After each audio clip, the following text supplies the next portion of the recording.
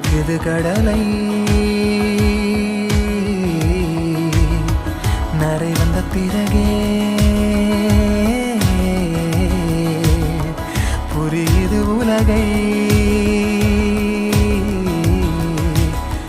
நேற்றின் இன்பங்கள் யாவும் கூடியே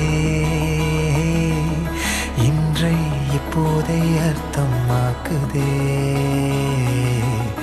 இன்றின் இப்போதின்